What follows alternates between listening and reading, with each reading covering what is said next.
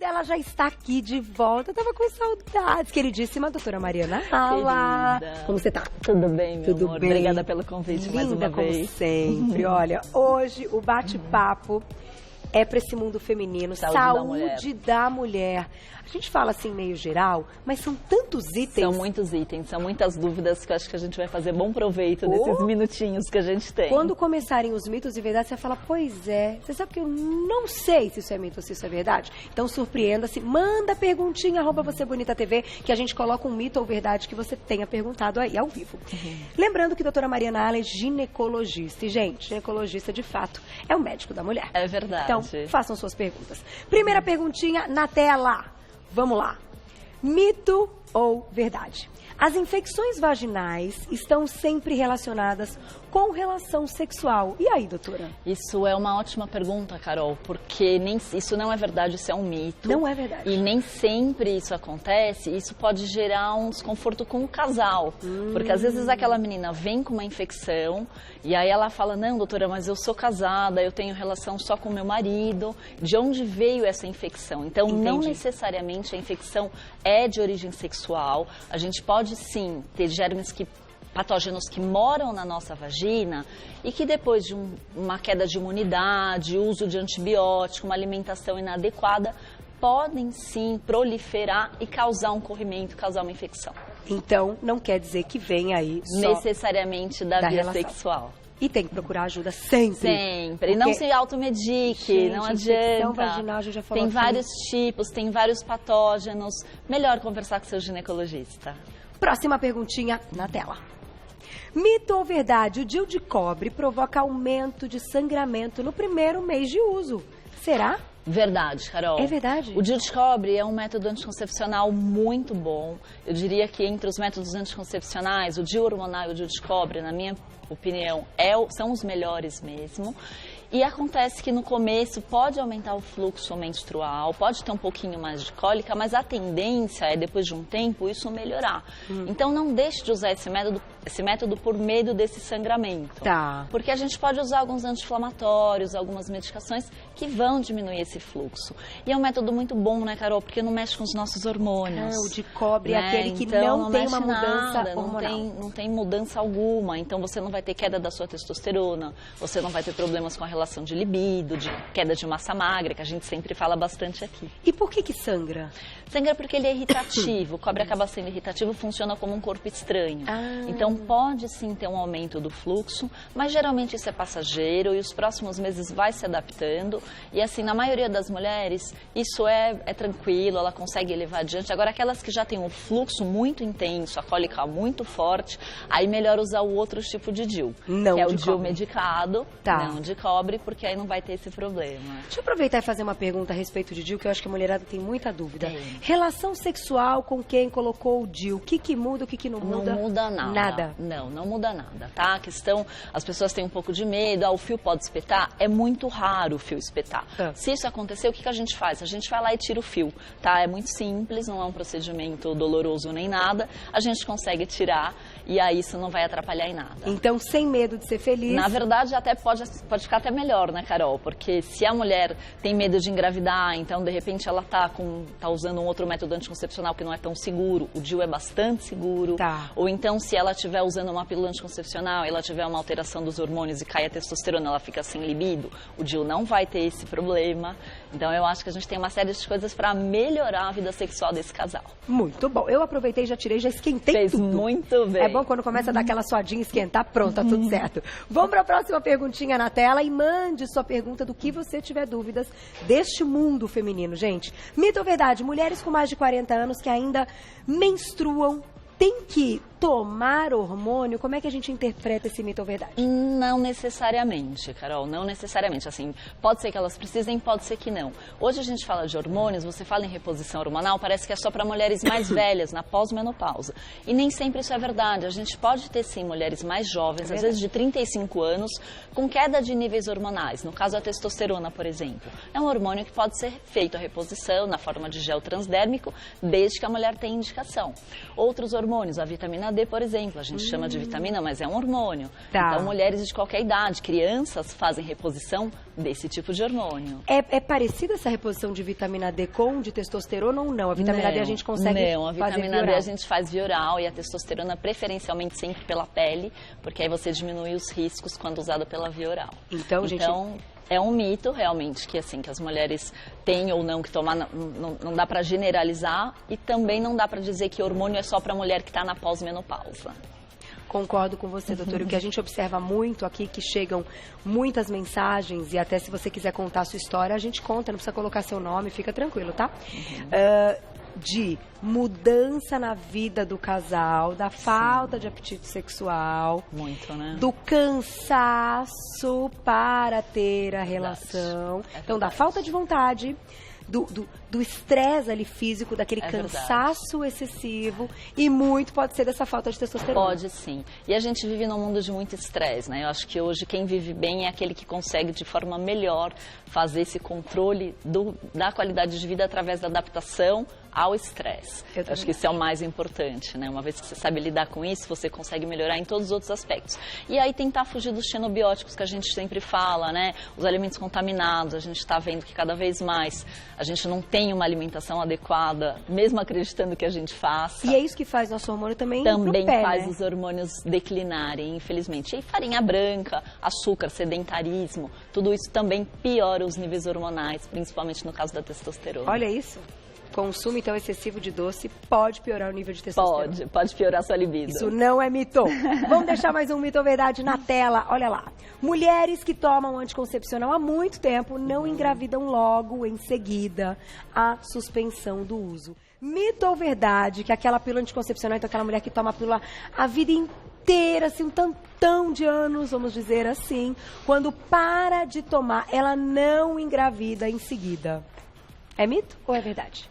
Eu vou deixar como mito, Carol, tá mas bom. A verdade é a seguinte, os estudos mostram pra gente... É mito, mas a verdade é a seguinte, vamos lá. Conta tudo, adoro né? Sinceridade e honestidade dos médicos convidados que vêm aqui ao vivo. Tem que ser, né, Carol? Tem que falar a verdade, Tem, gente. A gente tem a prática já de bastante tempo, então o que a gente consegue ver na prática? A maioria dos estudos mostra que realmente o uso contínuo de anticoncepcional por uma longa data não interfere sim com a mulher engravidar mais pra frente. Mas, normalmente, em torno de os 6 primeiros meses, ela pode ainda ter alguns ciclos anovulatórios, que são aqueles ciclos que ela não ovula, igual quando ela usava a pílula anticoncepcional. Tá. Então, isso pode ser um tempo até adequado para ela engravidar. Agora, se ela não engravidou depois de 1 ano, aí sim essa mulher precisa de ajuda médica, porque aí tem alguma coisa que precisa ser investigada, pode ter algum problema. Eu já vou colocar a perguntinha do público, mas eu já ouvi dizer que esses hormônios ficam nas células de gordura. Então, quando você para de tomar, um pouco de hormônio fica na célula de gordura, ele continua agindo. É verdade. É verdade isso, Carol, é verdade. Não é exatamente, ele fica um tempo ainda até sair totalmente. E assim, não são hormônios iguais ao que o nosso corpo fabrica. São hormônios sintéticos. Por mais que a gente sabe que a indústria está tentando aproximar bastante, já tem algumas pílulas com algumas formulações mais próximas do que a gente faz, mas não é 100% igualzinho que a gente fabrica. Perfeito. Grande resposta da doutora. Adoro. Vamos de perguntinha do público agora? Quem escreveu pra gente? Rosana, um beijo, obrigada. A mulher que tira o útero por conta aí de um mioma perde a libido e engorda. O que muda com a retirada desse órgão? Então, será que é verdade que com a retirada do útero acontecem essas mudanças? Ótima pergunta, Carol. Primeira questão é saber se ela tirou os ovários também. Se ela tirou os ovários, sim, ela pode engordar. Porque quando a gente perde os nossos hormônios, que é o que acontece quando a gente entra na menopausa, a gente tem uma tendência ao ganho de peso, sim, pela falta do estrogênio. Tá? Agora, uma outra questão que eu acho importante quando a mulher tira o útero é a questão psicológica. Porque às vezes algumas mulheres se sentem menos mulheres. Então, o que a gente fala em questão à relação sexual, então pode ter uma diminuição de libido. O que a gente fala? Tente outras coisas antes de usar a retirada do útero como primeira opção. Tá. Então, hoje em dia a gente sabe, o Mirena, por exemplo, o DIU, com levonorgestrel, o DIU medicado, ele tem um controle de sangramento fantástico. Eu recebi uma paciente no consultório esses dias, tinha um mioma de 5 centímetros, sangrava horrores, 3 meses depois, está metade do tamanho já. Olha que legal. Então, vale a pena opção por outros tratamentos que não ir para a cirurgia de uma vez. Agora, caso seja uma orientação do ela médico, repõe. Aí tem que repor. Tem que repor e pronto. E aí realmente ela tem melhora da qualidade de vida dela. Sem medo de ser feliz, então, mas tudo conversando com o seu médico. Vamos pro próximo Mito ou Verdade, aqui na tela. Saúde da mulher hoje, muito bom. Mito ou verdade, ficar sem menstruar por muito tempo faz mal pra saúde? Não, é mito. É mito. É mito. Não faz mal nenhum. É mito. Tá, não tem problema nenhum, podemos ficar sem menstruar. As pessoas me perguntam, mas para onde vai esse sangue? Fica lá dentro, pode gerar uma infecção? Boa pergunta. Ai, não. Isso é uma pergunta frequente até. Mas não, na verdade a mulher que não está menstruando, ela não fabrica aquele sangue, então aquilo não fica alojado lá dentro, tá? Ela só não aumenta a produção realmente, o endométrio fica fino e ela não menstrua, não tem problema algum ficar sem menstruar. Agora, vamos supor que essa mulher não use pílula, não use DIU, ou implante, e aí não está menstruando, aí sim isso é um problema se ela tiver em idade reprodutiva, porque ela pode ter uma menopausa precoce. E aí outras causas, aí isso precisa sim o médico investigar. Aproveitando essa pergunta de mito ou verdade, qual é a sua opinião e em que casos você acha que suspender a menstruação pode ser legal? No caso principalmente de endometriose, as mulheres que têm muita dor, têm um fluxo muito intenso, ou nos casos de anemia também, porque algumas mulheres que têm um sangramento muito forte e têm anemia, no caso corredoras, atletas, nadadoras, nesses casos às vezes é interessante a gente fazer a suspensão da menstruação.